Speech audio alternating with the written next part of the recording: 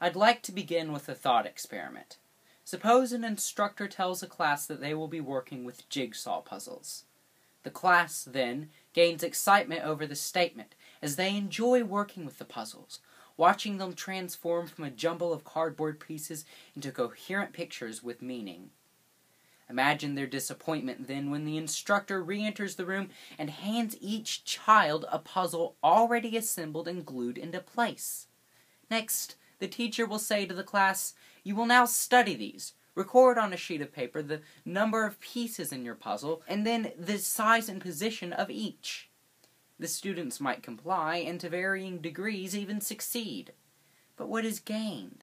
This parable was presented for the purpose of illustrating the true flaw in modern education. This flaw manifests itself in many ways. From the backlash against the usage of a red pen on graded work, lest the frightful colors startle the child, to the district in California which, upon learning that students were using the Merriam-Webster to research terms deemed inappropriate, banned the dictionary from schools. These examples are as extreme as they are laughable, but they still point to a disturbing trend which promises stagnation of the nation's education. Indeed, stagnation is the perfect word, neither weakening nor strengthening, but staying the exact same for all eternity. Thus, an explanation of the psychology over why we are staying still might be of some use.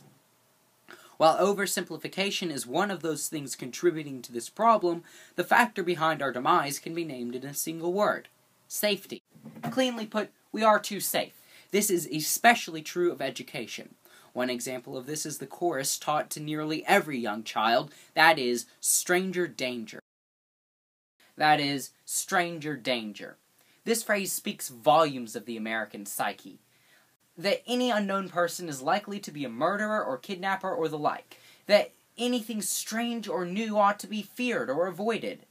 The counter-argument is, of course, that strangers ought to be treated with caution before accepting them. This is true, but it is not the message that is being broadcasted.